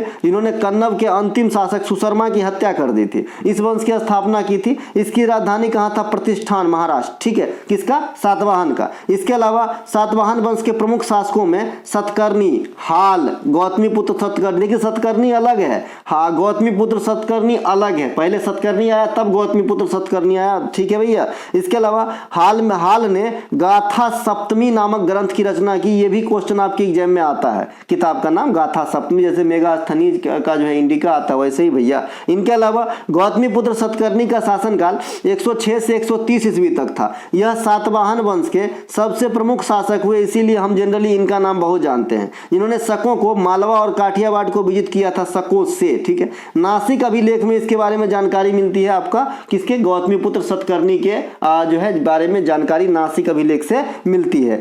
सातवाहन वंश में सतकर्णी 27 बीसी से 17 बीसी तक रहा, यानी ईसा पूर्व की बात हो रही है। इसके द्वारा चांदी का सिक्का चलाया गया जिसपे घोड़ा की आकृति अंकित कराई गई थी। तो अगर आपसे कल होकर पूछे कि किस वंश के शासकों ने एक ऐसा सिक्का चलाया जिसपे घोड़े की आकृति अंकित हुआ करता था और चांदी के बने होते थे, तो आपको बताना है कौन भैया? सातवाहन। इसके अलावा सातवाहन वंश की राजकीय भाषा क्या थी? तो प्राकृत, और लिपि क्या होगा? ब्राह्मणी। इसके अलावा सातवाहन काल में चलाए गए चांदी और तांबे के सिक्के को क्या कहते थे? कसरपन, है ना। इन्हीं के काल में शीशे के सिक्के भी चलाए गए जिसके लिए ज्यादा फेमस हो गए। सातवाहन की शासन व्यवस्था कैसा था? मात्र सत्तात्मक। देखिए समाज में दो प्रकार के होते हैं, एक तो पितृ सत्तात्मक और एक मात्र सत्तात्मक। इंडिया में जनरली कैसी शासन व्यवस्था है? पितृ सत्तात्मक। इसके अलावा इटाई रोग किस धातु के प्रदूषण के कारण से होती है? तो कैडमियम के प्रदूषण से इटाई रोग होती है। पारा के विषाक्तता से कौन सी रोग होती है भैया? मिनी माता रोग होती है। कुष्ठ रोग को क्या कहते हैं? हैंसन रोग या लेप्रोसी रोग भी कहते हैं, ठीक है। ट्रिपल वैक्सीन जो दिया जाता है नवजात को, ये किस रोग से छुटकारा हेतु दिया जाता है? तो काली खांसी, टेटनस और डिप्थीरिया। टेटनस का एक और नाम क्या है? लौकजा। क्या नाम है भाई? लौकजा। टेटनस कैसा होता है? जब भाई आपको कोई चीज चुभ जाता है और शरीर के अंदर जो है रस्ट वगैरह प्रवेश कर जाता है तब टेटनस होने की संभावना बढ़ जाती है। ऑस्टियोपोरोसिस, रिकेट्स, है ना, ऑस्टियोमलेशिया, ये सब कैसी बीमारी है? हड्डी से संबंधित बीमारी है। और हड्डी से संबंधित बीमारी कैसे होता होगा, तो कैल्शियम या फास्फोरस या फिर विटामिन डी के कमी से होगा, क्योंकि हड्डी की बनावट किससे होती है, कैल्शियम और फास्फोरस से। अगर इसी यौगिक फॉर्म में बात करें तो ट्राई कैल्शियम फास्फेट से या फिर विटामिन डी की कमी से भी हड्डी की बीमारी होती है। तो ओवरऑल जानकारी रखें, ग्लूकोमा, ट्रिकोमा, मोतियाबिंद, रतौनी, ज़ीरोफ्थेल्मिया या फिर आंख की जो भी बीमारी है ये विटामिन ए की कमी के कारण होती है। ठीक है, थायरोक्सिन नामक हार्मोन की कमी से कौन सी रोग होती है, घेंगा। और ये थायरोक्सिन हार्मोन कहां से निकलती है, ऑब्टू ग्लैंड से निकलती है, जिसे हम थायराइड कहते हैं, ऑब्टू ग्लैंड से निकलती है। ये सबसे बड़ी अंतःस्रावी ग्रंथि भी है शरीर के अंदर। इसके अलावा इंसुलिन नामक हार्मोन की कमी से मधुमेह रोग होती है। ठीक है, इंसुलिन नामक हार्मोन की कमी से ये आपका क्या होता है भैया, मधुमेह रोग होता है, तो इसे भी ध्यान रखेंगे। इसके अलावा यह अग्नाशय से निकलती है, पंक्रियाज से निकलती है। इंसुलिन की खोज कौन करता है, पहले रेलवे पूछता था, अब नहीं पूछे क्योंकि जमाना बदल गया है। बेंटिंग में बेस्टा ने किया था, अब नहीं पूछता है इतना हल्का कि सीधे सीधे रसगुल्ला लाओ खा लेता हूँ। मलेरिया रोग प्लाज्मोडियम नामक परजीवी से होता है, जिसके वाहक कौन होता है भाई, मादा एनीफिलीज मच्छर। ठीक है, इनके अलावा विटामिन से संबंधित सभी प्रकार के बीमारी, रोग और इनके सोर्स देखने के लिए आप हमारी पिछली क्लास जरूर देखे होंगे, आशा करते हैं। नहीं देखे हैं तो देखिएगा। उत्तर प्रदेश के बाद सर्वाधिक लोकसभा सीट किस राज्य की है, तो महाराष्ट्र की है। आप जानते हैं कि इंडिया में लोकसभा, राज्यसभा तथा राज्य के विधानसभा में सबसे अधिक सीट उत्तर प्रदेश की है ना। लोकसभा में 80 गो सीट है, राज्यसभा में 31 गो सीट है, विधानसभा में 403 गो सीट है और विधान परिषद में 100 सीट है उत्तर प्रदेश के अंदर। तो ये चारों आंकड़ा जरूर याद रखें। इनके अलावा लोकसभा में भारत के अधिकतम सीट वाले राज्यों में अवरोही क्रम आएंगे, यानी घटते क्रम। तो सबसे पहले उत्तर प्रदेश, महाराष्ट्र 48 सीट के साथ दूसरा स्थान, पश्चिम बंगाल 42 और चौथा स्थान पे 40 है। तो जब भी ये क्वेश्चन आपसे पूछेगा छोटे एग्जाम यानी एमटीएस जीडी में, तो सिंगल पूछ लेता है कि भाई सबसे ज्यादा किसका है, उत्तर प्रदेश का, या दूसरा किसका है तो महाराष्ट्र का। लेकिन जब सीजीएल वगैरह में पूछेगा तो क्या पूछता है, ये चारों का पेयर दे देगा, इसमें को नाम बदला रहेगा, कौन सा पेयर जो है सबसे ज्यादा बड़ेता क्रम में सीटों को रखता है आपका लोकसभा में। ठीक है, तो सीजीएल और एमटीएस में इतना ही फर्क होता है। बाद में की पैटर्न अगर आप समझ गए एसएससी का, तो आप समझ जाएंगे कि आपको सीजीएल वाली क्लास की क्वेश्चन एमटीएस में भी आ सकता है और एमटीएस वाली क्लास की क्वेश्चन सीजीएल में भी आ सकता है। यही बताने की प्रयास कर रहा हूं कि जो कंटेंट देता हूं वही पढ़िए। ठीक है, इसका मतलब नहीं कि मैं इसमें ऊपर में जीडी लिख दूं तो खाली जीडी वाले बच्चे देखेंगे, है ना। तो इतना तो टाइम नहीं है कि अलग अलग लिख लिख के अलग अलग पढ़ाऊं भाई। बहुत लिमिटेड वीडियो देता हूं और वो भी बहुत मुश्किल से टाइम निकाल के जो है आप लोगों को लाता हूं। अभी देखिए हमारे ख्याल से 10 बज रहे होंगे, मैंने ड्यूटी से आके अभी तक पानी भी नहीं पिया है, क्वेश्चन लिख रहा हूं, आपके लिए वीडियो बना रहा हूं। ठीक है भाई, क्योंकि मैंने कल नहीं बनाया था, अफसोस हो रहा है। ठीक है भैया, चलिए, क्योंकि कल नहीं बना पाया था, ऐसा नहीं कि मैं कल रेस्ट किया था, कुछ काम आ गए थे। इसके अलावा पहली लोकसभा का चुनाव 1951-52 में हुआ था। प्रथम लोकसभा के अध्यक्ष गणेश वासुदेव मांवलकर थे, उपाध्यक्ष अनंत संयम थे। लोकसभा के लोकसभा को जो है संसद का निम्न सदन कहा जाता है, जिसे जनता का सदन भी कहा जाता है। इसमें सदस्यता हेतु न्यूनतम उम्र सीमा 25 वर्ष होनी चाहिए। वर्तमान लोकसभा में 550 मैक्सिमम सीट हो सकते हैं। लोकसभा की गणपूर्ति कोरम कुल सदस्य का 10वां भाग 110 है। लोकसभा में सदस्यों का कार्यकाल समान रूप से 5 सालों का, और लोकसभा का अपना कार्यकाल भी 5 सालों का ही होता है जनरली, लेकिन समय से पूर्व से राष्ट्रपति के द्वारा भंग किया जा सकता है। मंत्रिपरिषद सामूहिक रूप से लोकसभा के प्रति जिम्मेदार है। धन विधेयक को लोकसभा में पेश किया जाता है। अनुच्छेद 104वां संविधान संशोधन के तहत लोकसभा में एंग्लो इंडियन की नियुक्ति की प्रथा, जो प्रेसिडेंट के द्वारा 2 एंग्लो इंडियन की नियुक्ति की जाती थी, इसको समाप्त किया गया। साथ ही साथ SC/ST समुदाय को 10 वर्षों के लिए जो है आरक्षण को बढ़ा दिया गया। इसके अलावा महिला आरक्षण बिल 2023 जो भी आया है वो 106वां संविधान संशोधन के तहत जो है पास कर दिया गया है। अब लोकसभा और राज्य की विधानसभा में जो है कुल सदस्यों में 1/3 सदस्यता महिलाओं की होगी। 2024 में होने वाले 18वीं लोकसभा चुनाव है ना। इसके अलावा राज्यसभा संसद की उच्च सदन होते हैं, इसकी अध्यक्षता भारत के उपराष्ट्रपति साहब करते हैं। निम्नलिखित में से किसी भी उत्पादन में भारत का प्रथम स्थान नहीं है विश्व में, तो कौन सा ऐसा चीज है जिसमें पहला स्थान नहीं रखता है भारत? मसाला में रखता है। चीनी का आपने इसी वीडियो में पढ़ा है, उत्तर प्रदेश पहला भी बना है और दुनिया में पहला है हम चीनी में। जूट में भी पहला है, बांग्लादेश को पछाड़ के। तो कॉफी यहाँ पे राइट आंसर हो जाएगा। ठीक है, तो कॉफी में जो है हम पहला स्थान नहीं रखते हैं। भारत में मसाले का उद्यान केरल को कहा जाता है। वर्ष 2023 में सबसे बड़ा चीनी उत्पादक महाराष्ट्र को पछाड़ के उत्तर प्रदेश यहाँ पर भी लिखा है। इसके अलावा जूट उत्पादन में भारत पहला स्थान रखता है। जूट उत्पादन में बांग्लादेश में भी अच्छे खासे जूट उत्पादित होते हैं, विश्व का दूसरा है। इसके अलावा जूट को ब्राउन पेपर और गोल्डन फाइबर भी कहा जाता है। गोल्डन फाइबर के सामने आप क्रांति भी लगा सकते हो, गोल्डन फाइबर क्रांति, तो इसे जूट से संबंधित है। भारत में पहली जूट का मिल रिसरा पश्चिम बंगाल में लगाया गया था। कॉफी सबसे अधिक दुनिया में वर्तमान में कहां हो रहा है, तो ब्राजील में हो रहा है। ब्राजील में कॉफी पतन का क्या नाम है, आप लोग कमेंट कीजिएगा। इसके अलावा भारत में कॉफी उत्पादन कर्नाटक, केरल इत्यादि राज्यों में करी जाती है, जिसमें रोबुस्टा और अरेबिका किस्म की कॉफी ज्यादा मतलब उपजाई जाती है। भारत में कॉफी के भी कई सारे किस्म होते हैं। इनके अलावा कॉफी का उत्पादन अधिकांश बता दिए। कॉफी सावर एक प्री मानसून वर्षा है जो फलों के लिए अच्छा होता है, साउथ के स्टेट में आते हैं, और एक आम्र वर्षा भी आता है ना। इनके अलावा हड़प्पा कालीन स्थल कालीबंगा की खोज किसने किया था, तो बीके थापर और बृजवासी लाल के द्वारा करा गया था। हड़प्पा कालीन स्थल कालीबंगा, जिसका शाब्दिक अर्थ क्या होता है, काले रंग की चूड़ी, यह राजस्थान प्रांत में स्थित है। इसकी खोज 1953 में बीके थापर और आपका जो है बृजवासी लाल के द्वारा किया गया था। कालीबंगा से अग्निकुंड और जुते हुए खेत की साक्ष्य प्राप्त हुए। जुते हुए खेत मतलब खेत का जो जुता हुआ भाग है ना। इसके अलावा हड़प्पा कालीन ऐसा नगर है जहां पर जल निकास प्रणाली का अभाव देखा गया, यानी ड्रेनेज सिस्टम की जो है उपलब्धता नहीं देखी गई हड़प्पा में। जनरली हड़प्पा काल के सभी स्थलों में ड्रेनेज हुआ करता था जल निकासी के लिए, ठीक है। इसके अलावा सिंधु घाटी सभ्यता में सबसे पहले कौन सा शहर खोजा गया, तो हड़प्पा खोजा गया। कब खोजा गया, 1921 में। हड़प्पा किस नदी के किनारे, रावी नदी के किनारे। किसने खोजा था, दयाराम साहनी ने खोजा था। हड़प्पा कहाँ है, पाकिस्तान में है। यहाँ से क्या क्या मिला था, स्वास्तिक का चिन्ह मिला था सबसे पहले। आज आपने बनाया होगा आशा करते हैं, क्योंकि आज आपने राम मंदिर का उद्घाटन देखा, बोलो जय श्री राम, तो स्वास्तिक का चिन्ह तो बनाना ही चाहिए, मैंने खुद ही बनाया है। इसके अलावा है ना स्वास्तिक चिन्ह, गेहूं का और जौ का दाना भी प्राप्त हुए थे, ठीक है। गेहूं और जौ के साक्ष्य भी प्राप्त हुए थे आपके हड़प्पा से, और स्वास्तिक का चिन्ह। मोहनजोदड़ो की खोज राखाल दास बनर्जी अगले साल यानी 1922 में किया था। यह सिंधु नदी के किनारे है। मोहनजोदड़ो शब्द का शाब्दिक अर्थ होता है मृतकों का टीला। यह हड़प्पा काल में सभी स्थलों में सबसे बड़ा स्थल है। इस पे पिक्चर भी बन चुका है, ऋतिक रोशन और पूजा हेंगरे, है ना। इसके अलावा यहाँ पशुपति महादेव की जो है मूर्ति मोहरा प्राप्त हुआ था, उसमें पशुपति महादेव की जो है चित्र अंकन था, और उनके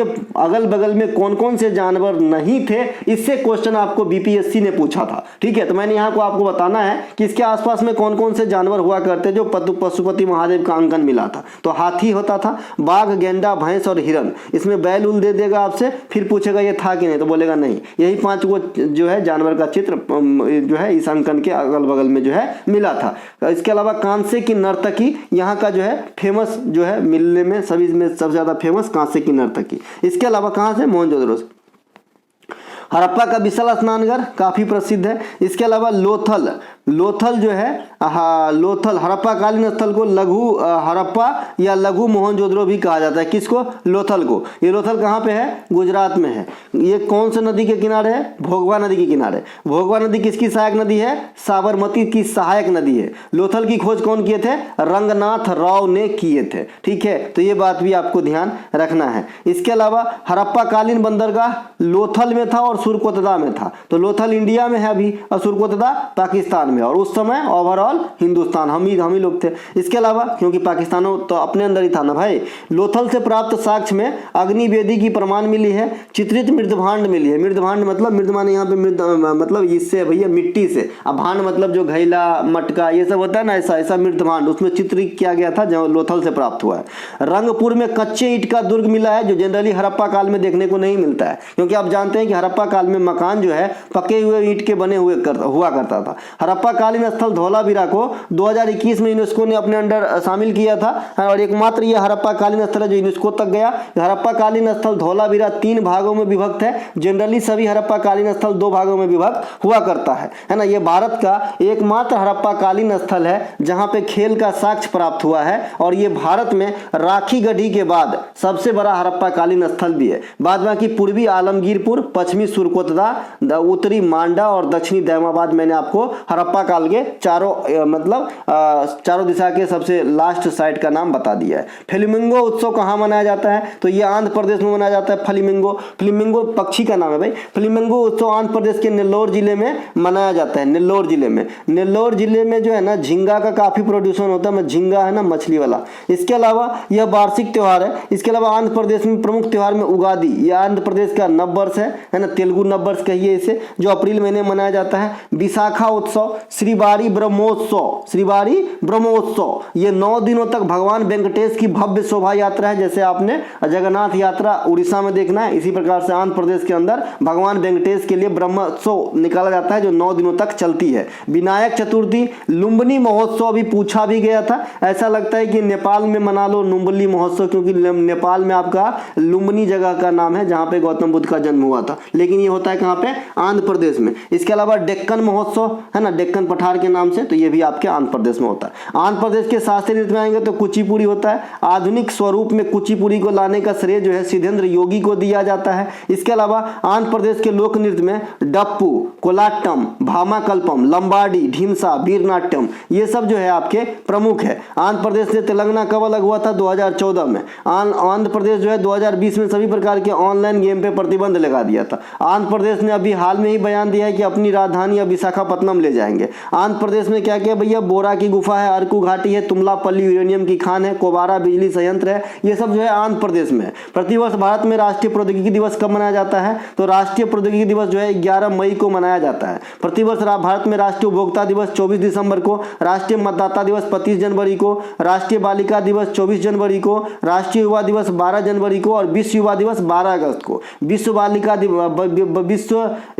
राष्ट्रीय बालिका दिवस 24 जनवरी, तो राष्ट्रीय महिला दिवस, अच्छा राष्ट्रीय महिला दिवस 13 फरवरी को। 13 फरवरी को हम रेडियो दिवस भी मनाते हैं, ध्यान रखेंगे। इनके अलावा राष्ट्रीय खेल दिवस 29 अगस्त को, अंतर्राष्ट्रीय खेल दिवस 6 अप्रैल को, राष्ट्रीय सांख्यिकी दिवस 29 जून को मनाते हैं। अगला है कि भारत के पश्चिमी तट की कृत्रिम बंदरगाह कौन सा है। देखिए भारत में कृत्रिम बंदरगाह की जब भी आएगी, बड़ा सी बंदरगाह जिसे बहुत फेमस भी हो और कृत्रिम भी हो, तो 2 बंदरगाह है। एक तो आपका चेन्नई है, चेन्नई बंदरगाह, और एक आपका हमारा है JNPT, Jawaharlal Nehru port trust, ठीक है। तो ये दोनों आपका कृत्रिम बंदरगाह है, सिंथेटिक है, ठीक है। तो चेन्नई जो है ये पूर्वी तट पे स्थित है ना, यहाँ पे हो जाएगा। और जो मुंबई वाला है ये यहाँ पे हो जाएगा पश्चिमी तट पे, तो नाम से स्पष्ट है, तो पश्चिमी तट पे जवाहरलाल नेहरू ट्रस्ट हो जाएगा। चाबहार बंदरगाह कहाँ पे है, ईरान में। चटगांव बंदरगाह बांग्लादेश में। सितवे बंदरगाह म्यांमार में। ग्वादर बंदरगाह पाकिस्तान में। ये सब चर्चा का विषय है, इसीलिए आपको ध्यान रखना है। सितवे पोर्ट जो है ना, सितवे पोर्ट ये म्यांमार में है, इसमें जो है भारत की भी कार्यवाही है इस पे।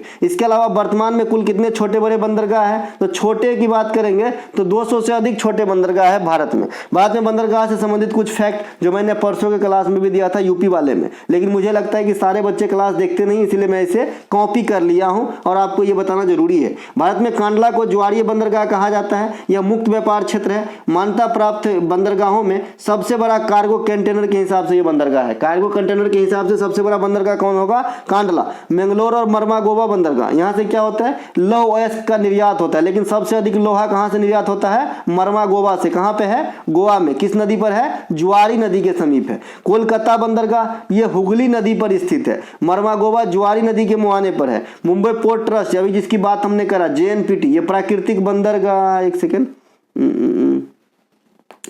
सबसे बड़ा, अच्छा मुंबई पोर्ट ट्रस्ट है, मैं भी तो कंफ्यूज हो गया। ये मुंबई पोर्ट ट्रस्ट है, ये JNPT नीचे, ये जवाहरलाल नेहरू पोर्ट ट्रस्ट है, दोनों मुंबई में ही है। तो जो मुंबई पोर्ट ट्रस्ट है ये प्राकृतिक बंदरगाह है, ठीक है, और सबसे व्यस्त भी है। लेकिन JNPT जो है ये कृत्रिम बंदरगाह है पश्चिमी तट का, और ये कंटेनर पोर्ट है, ठीक है। इसके अलावा चेन्नई बंदरगाह ये सबसे पुराना और कृत्रिम और गहरा पोर्ट है जो पूर्वी घाट का है। विशाखापट्टनम बंदरगाह ये सबसे बड़ा लैंडलॉक्ड और गहरा वाला जो है आपका पोर्ट है आंध्र प्रदेश का। दांडेली वन निवारण किस राज्य में स्थित है, कर्नाटक में। कर्नाटक के उद्यान में आएंगे तो बनरघट्टा, बादीपुर, नागरहोल, अंसी, काबनी, रंगनथट्टू, ये सभी के सभी कहाँ पे मिलेंगे आपको, कर्नाटक में मिलेंगे। कर्नाटक में कॉफी सबसे ज्यादा मिलेंगे। सोना का खान कोलार मिलेंगे, यहाँ सोना सबसे ज्यादा होता है इंडिया के अंदर। सिलिकॉन वैली मिलेंगे। बंगलुरु में इसरो का मुख्यालय मिलेंगे। इराविकुलम राष्ट्रीय उद्यान, इरविकुलम केरल में है। साइलेंट वैली परियोजना ये भी केरल में है। अनायमुदी राष्ट्रीय उद्यान केरल में है। पेरियार राष्ट्रीय उद्यान ये भी केरल में है ना। इसके अलावा चिनार वन्य वन्यजीवारण ये भी केरल में है, कुमारकोम वन्यजीवारण, नेय्यर टेम्पल वन्यजीवारण ये सभी के सभी केरला में। तो केरल और कर्नाटक का हमने यहाँ पे रखा है। पंडित जसराज को किस वर्ष पद्म विभूषण दिया गया? तो 2000 में। पंडित जसराज को 1990 में पद्म भूषण, 1975 में पद्म श्री, 1987 में संगीत नाटक अकादमी और 2010 में संगीत नाटक फेलोशिप अवार्ड भी दिया गया था। ठीक है। मेवाती घराने के संस्थापक थे, मेवाती घराने से ताल्लुक रखते थे पंडित जसराज। ठीक है भैया। हिंदुस्तानी शास्त्रीय संगीत के धुरंधर है ना। मेवाती घराने के संस्थापक में आएंगे घग्गे नजीर खान और अब्दुल वाहिद खान। किराना घराने के संस्थापक में आएंगे तो अब्दुल करीम खान, साथ ही साथ अब्दुल वाहिद खान भी। तो अब्दुल वाहिद खान का दोनों में नाम आता है, मेवाती किराना दोनों में। बनारस घराने के संस्थापक पंडित राम सहाय। ग्वालियर घराने के संस्थापक हद्दू खान, हत्थू खान, नत्थू खान, हद्दू खान, नत्थू खान, हस्सू खान, एक छूट गया, हस्सू खान लिख लीजिएगा, है ना। इसके अलावा पटियाला घराने के संस्थापक बड़े फतेह अली खान और अली बख्श खान। हस्सू खान बोल रहे हैं तो गुनगुन को हंसी आ गई है ना। इसके अलावा जो अगला है पंडित जसराज, ये मेवाती घराने से संबंधित है, जैसा कि मैंने अभी बताया। इसके अलावा जो हिंदुस्तानी शास्त्रीय संगीत के प्रमुख गायक थे, पंडित जसराज के नाम पे एक लघु ग्रह का नाम भी रखा गया है। ठीक है। इनके अलावा खेलो इंडिया पैरा गेम्स 2023 में कुल कितने खेल शामिल थे? इंपॉर्टेंट क्वेश्चन है, पैरा वाला जब भी खेल आपसे आएगा करंट में आपसे क्वेश्चन पूछा जाएगा, क्योंकि आप जानते हैं कि डिजेबल्ड पर्सन होकर भी ये बड़े बड़े कारनामा करते हैं, इसीलिए जो है आपसे पूछा जाता है और हम लोगों को जो है इनसे सीख लेना चाहिए। ठीक है। तो ये सात खेल शामिल थे आपके पैरा गेम्स में। खेलो इंडिया पैरा गेम्स 2023 में 7 खेल शामिल थे, जो इस प्रकार है। कौन सा भैया? पैरा एथलेटिक्स, पैरा निशानेबाजी, पैरा तीरंदाजी, para football, para badminton, para table tennis और पैरा भारोत्तोलन। तो ये 7 गेम जो है शामिल था। ठीक है। ये एक जो है हम लोगों के लिए ये पेश करते हैं कि देखिए मैं कर सकता हूं तो तुम तो कर ही सकते हो, है ना। तो इसीलिए जज्बा जोश होनी चाहिए, है ना। और भी चीज ज्यादा मायने नहीं रखती है किसी चीज की सफलता में। अगर मोटो आपका सटीक है, लक्ष्य पे निशाना सही है तो लगेगा जरूर एक दिन। इसके अलावा खेलो इंडिया पैरा गेम 2023 में हरियाणा को 40 स्वर्ण, 39 रजत और 26 कांस्य, कुल 150 पदक के साथ पहला स्थान प्राप्त हुआ। दूसरा स्थान उत्तर प्रदेश को और तीसरा स्थान यहाँ पे तमिलनाडु को प्राप्त हुआ था। खेलो इंडिया पैरा गेम 2023 का शुभंकर का नाम उज्ज्वला है, जो गुरैया के नाम पे रखा गया है। खेलो इंडिया पैरा गेम 2023 दिल्ली के 3 stadium, IG stadium, shooting range जो तुगलकाबाद में है और जेएलएन स्टेडियम, इन तीनों जगह पे जो है कराया गया है। आप लोग मुझे कॉमेंट कीजिएगा कि 1952 के ओलंपिक में जो पहला भारत की व्यक्तिगत रूप से, है ना, पदक जीतने वाले केडी यादव थे, उनके नाम पे भारत के किस शहर में जो है ना स्टेडियम बनाया गया है? बताइएगा। केडी यादव के नाम पे कहां पे स्टेडियम है? इसके अलावा खेलो इंडिया यूथ गेम की शुरुआत 2018 में हुआ था दिल्ली से, यूनिवर्सिटी, पहले स्कूल गेम के नाम से। इसके अलावा 2020 में खेलो इंडिया शीतकालीन गेम की शुरुआत हुई है, 2020 में खेलो इंडिया यूनिवर्सिटी गेम की शुरुआत भी हुई। तो ठीक है, दोनों ध्यान रखिएगा। और यूथ की बेला के जो है 18 में। इसके अलावा खेलो इंडिया कार्यक्रम की शुरुआत 2017 में, अब खेलो इंडिया महिला लीग का नाम बदल के खेलो इंडिया अस्मिता लीग कर दिया गया है। भारत पर आक्रमण करने वाला प्रथम तुर्क मुसलमान कौन था? सुबक्तगीन। सुबक्तगीन के बेटा कौन थे? मोहम्मद गजनी, जो इंडिया में आके धूम मचा दिया, काफी लूटपाट के ले गए। ठीक है। तो सुबक्तगीन सबसे पहले तुर्क हुए जो आक्रमण किए भारत पे। खाली मुस्लिम होता तो फिर अरब, कौन भैया? ये मोहम्मद दाहिर के काल में किया था, मोहम्मद कासिम, मोहम्मद बिन कासिम। ठीक है। लेकिन यहाँ पे तुर्क लगा के आंसर बदल गया, तो सुबक्तगीन हो गए। सुबक्तगीन मोहम्मद गजनी, सुबक्तगीन के पुत्र कौन थे? मोहम्मद गजनी, जो भारत में कई बार आक्रमण किए, जिसमें सोमनाथ का आक्रमण काफी पॉपुलर है। भारत पर आक्रमण करने वाले प्रथम मुसलमान जो है अरब से, कौन? 712 कौन आए थे? मोहम्मद बिन कासिम। उस समय किसका शासन था? दाहिर का। तैमूरलंग ने कब आक्रमण किया? 1398 में। उस समय सल्तनत पे किसका शासक? नसरुद्दीन मोहम्मद तुगलक का। प्लासी के युद्ध में अंग्रेज कौन थे? Robert Clive. और बंगाल के युद्ध में हेक्टर मुनरो। ठीक है दोस्तों, तो ये थे आज के प्रैक्टिस सेट का वीडियो। अगर आपको अच्छा लगे तो लाइक शेयर सब्सक्राइब जरूर करें। हम मिलेंगे अगले वीडियो में। और दोस्तों अगर आपको पीडीएफ के बारे में जानकारी चाहिए, डिस्क्रिप्शन में लिंक दिया गया है, लिंक क्लिक करके आपको पीडीएफ लिख के भेजना है, आपके सारी जानकारी दे दिया जाएगा। जय हिंद दोस्तों।